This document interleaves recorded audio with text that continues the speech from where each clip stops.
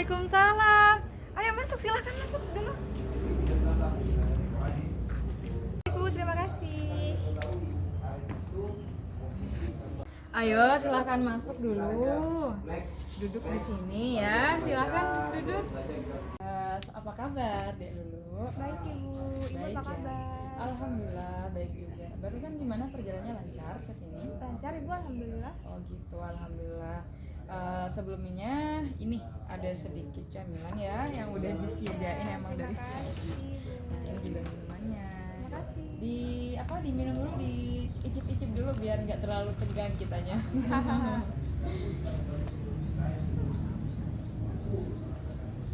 Gimana? Enak? Enak Bu, enak. Sebelum kita memulai konseling ya Dek dulu ya, ada hal-hal yang perlu Dek dulu ketahui bahwa sesi konseling ini memiliki asas-asas tertentu dan memiliki durasi tertentu. Jadi untuk itu apakah Dek dulu bersedia untuk mengikuti prosedur yang sudah ada, Dek dulu? Bersedia Ibu. Bersedia ya, oke. Yang pertama, tujuan diadakannya konseling ini adalah untuk memandirikan Dek dulu ataupun untuk bisa Dek dulu menjadi pribadi yang lebih sehat lagi, seperti itu. Baik, Dek dulu, sebelum kita memulai proses konseling ya pada pagi hari ini, tentu ada beberapa hal yang perlu Dek dulu ketahui untuk berlangsungnya konseling pada pagi hari ini. Tentu saya tanya terlebih dahulu, apakah kedatangan Dek dulu ke sini sampai yang awalnya di online terus langsung ke tempat saya, apakah ada rasa istilahnya suruhan dari orang lain, maksudnya tidak atas kesukarelaan, karena di dalam proses konseling pada hari ini tentu terdapat asas yang mana di sana tuh ada asas yang namanya kesukarelaan, baik itu dalam diri dia dulu ataupun memang benar-benar dia dulu itu sukarela gitu ke sini. Apakah dia dulu dipaksa atau memang keinginan dia dulu sendiri? Keinginan saya sendiri. Keinginan sendiri ya, baik. Jadi setelah itu ada asas keterbukaan dan kesukarelaan. Nah, asas keterbukaan ini di sini perannya tuh lebih kepada diri dulu sendiri. Jadi apapun nanti yang diri dulu rasakan, yang diri dulu pikirkan, dan apapun masalah diri dulu itu memang harus terbuka di forum ini, seperti itu. Jadi yang kemudian akan ada asas kerahasiaan, yang mana asas kerahasiaan itu sendiri itu tugas saya sebagai konselor dulu pada pagi hari ini, seperti itu. Dan durasi konseling pada pagi hari ini tentu dialokasikan waktu 45 menit 2 kali pertemuan. Barangkali nanti misalkan di pertemuan hari ini dia dulu merasa kurang dari hasil konseling pada pagi hari ini, tentu nanti bisa dikomunikasikan kembali oleh kepada saya ya gitu ya. Apa bisa dimulai? Bisa Ibu. Bisa dimulai. Tapi sebelum itu silahkan diminum dulu biar lebih rileks lagi. Baik Ibu.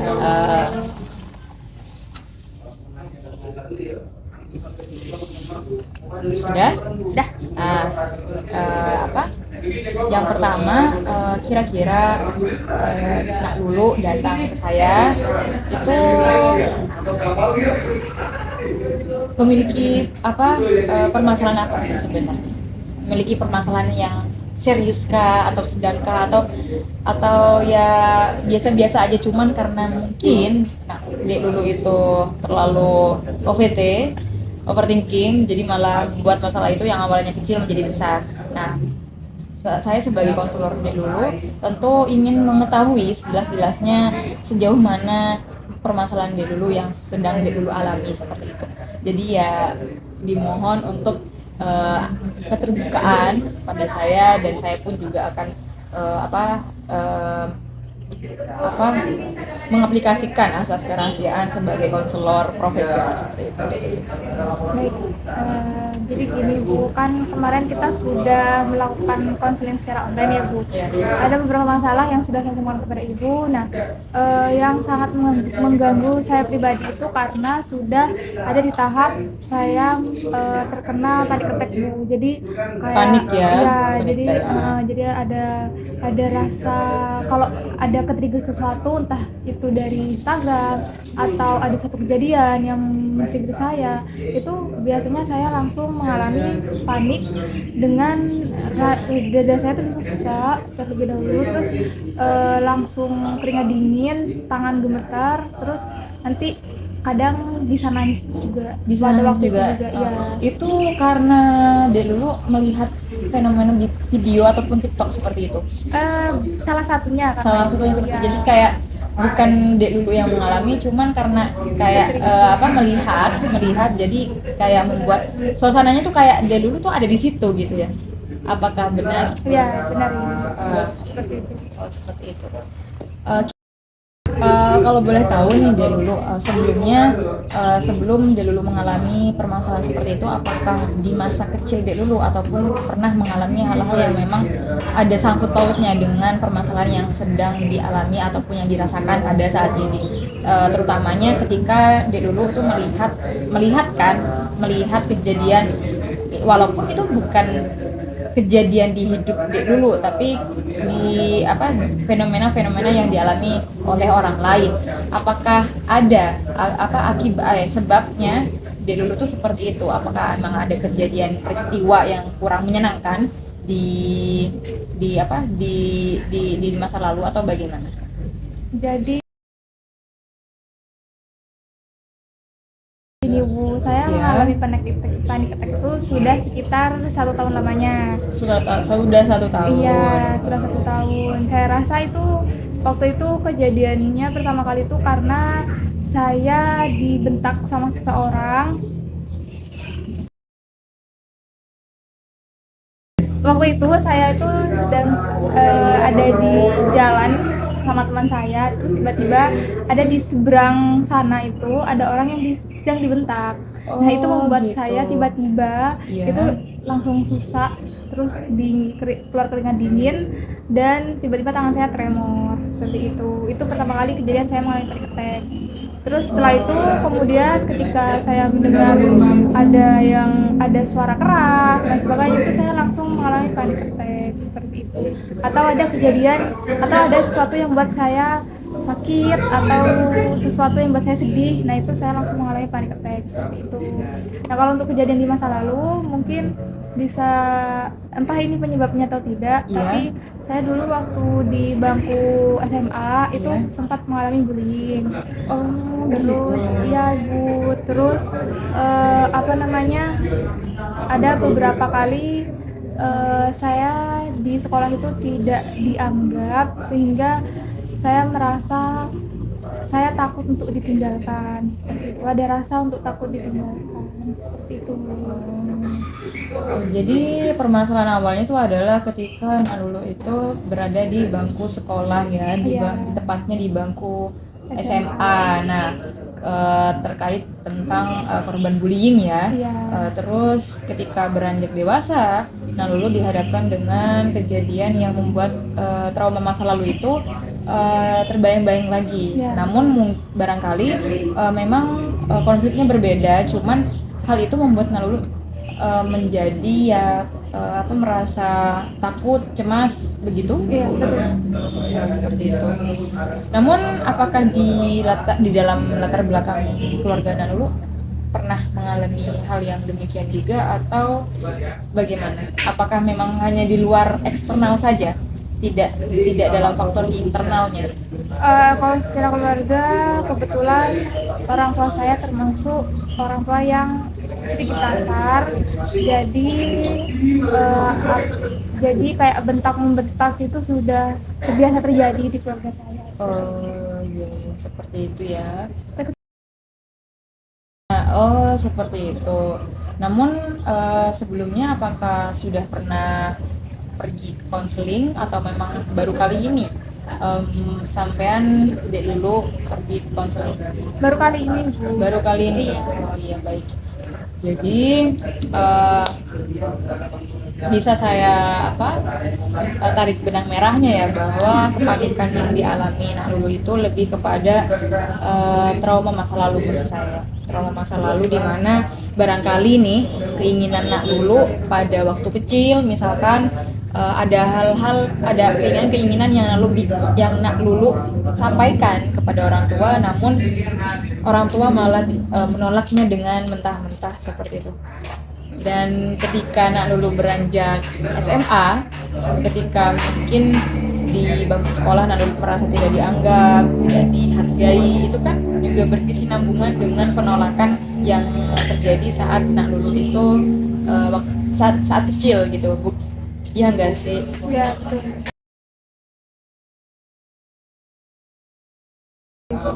Jadi ketika barangkali beranjak dewasa, sekarang kuliah atau masih SMA nih? Kuliah ibu. Oh, sudah kuliah. Iya. Semester berapa memang? Semester 2 bu. Semester 2 gitu.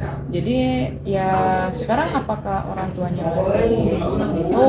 Ada penolakan-penolakan lagi atau sudah membaik? Masih sih bu, masih ada. Iya. Jadi sekarang tuh sekarang permasalahan cukup ini ya, cukup rumit ya. Apa solusi?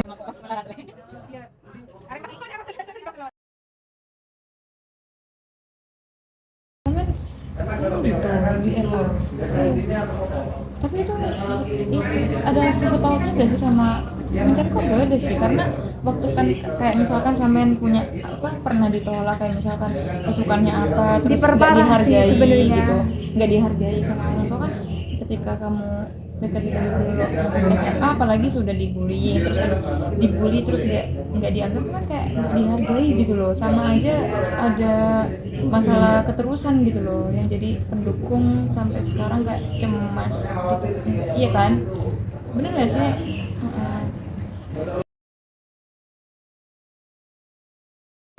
Sebenarnya itu kecemasan, anxiety yang ditekan gitu, itu semacam teorinya Warren Hardy ya. Emang trauma masa kecil, apalagi itu ya nanti ketika sampai punya masalah nih, itu akan meledak suatu saat nanti, entah kapan, entah sudah terjadi atau enggak, aku nggak tahu. Cuman ya itu ya pada nggak kero. Gimana di luar bakal lanjutannya? Kamu harus bilang cerita sih. Oh iya, oke. Nah Lulu di rumah itu tinggal dengan siapa nak? Kalau di rumah saya tinggal dengan ayah, ibu, sama ada kakek juga. Oh seperti itu. Untuk penolakan yang terjadi, apakah itu dilakukan oleh semua anggota keluarga Dek Lulu, atau memang hanya salah satu di antara mereka? Kalau untuk penolakan saya rasa banyak terjadi di ayah saya. Kalau di ibu juga ada kan, tapi jarang karena minim ya. Ya karena ibu pun mengambil keputusan itu tergantung ayah. Jadi kalau apapun yang saya inginkan atau apapun yang saya putuskan itu harus dengan persetujuan orang tua. Misalnya hal kecil pun seperti saya mau beli baju pun itu harus izin terhadap orang tua, seperti itu. Iya.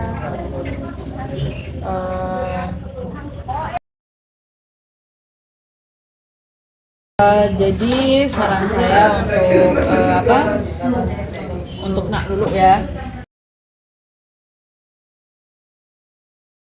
barangkali nanti bisa dikomunikasikan kembali ya, kayak membangun komunikasi kembali sama orang tuanya, karena tuntutan untuk menjadi apa sih nggak dibicarain. Apa sih kan? Kok juga menerka-nerka. Cuma ada tri. Barangkali nanti bisa diperbaiki ya tentang hubungan emosionalnya dengan kedua orang tuanya ataupun anggota keluarganya di rumah, terus bisa menjalin komunikasi kembali. Apalagi kan dia dulu sekarang kan sudah tahu banyak tentang dunia luar seperti apa, apalagi kuliahnya di mana tadi dah? Sudah di Di mana? Surabaya Ibu.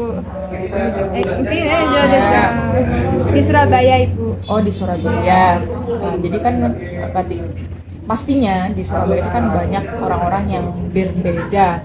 Nah, itu kan dari dulu kan harusnya bisa menyeimbangi ataupun bisa beradaptasi dengan mereka, dan itu pun kan secara apa, kan nggak perlu latihan kan. Udah juga berapa pun tak harus kan. Apa tak tahu ya baca bentar aku ada.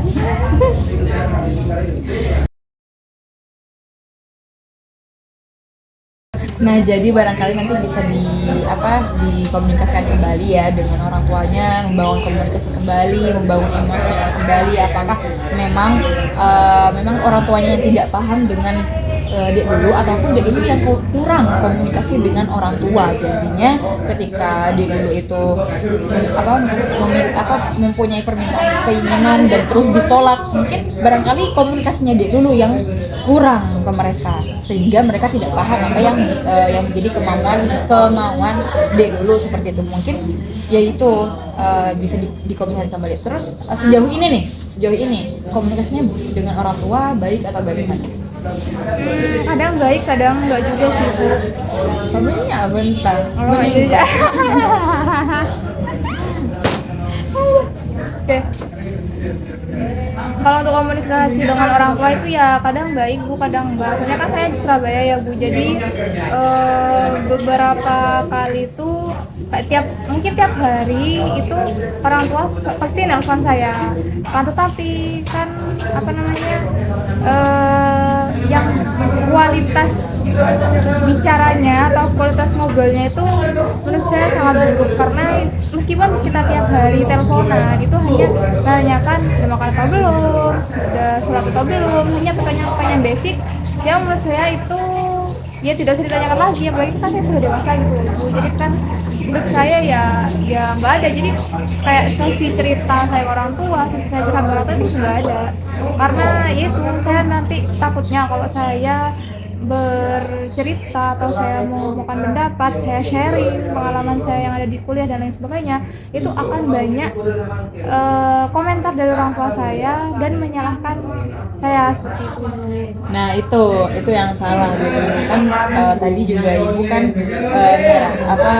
mencoba untuk memperbaiki kembali komunikasinya dengan orang tua. Nah, jadi sekarang barangkali bisa dari dulu terapkan apapun yang dulu lakukan, entah itu akan membuat mereka tidak suka ataupun suka, itu bisa lah dikomunikasikan. Karena itu tadi, penolakan itu kan karena mereka nggak paham ataupun mungkin mereka kurang tahu apa yang menjadi keinginan dan kemauan dan tujuan dari dulu itu sendiri. Jadi barangkali bisa dikomunikasikan kembali. Dan sejauh ini ketika dulu merasa terlalu banyak penolakan itu, apakah ada teman yang bisa dijadikan teman untuk melampiasi atau menjadi tempat ternyaman pada saat dulu merasa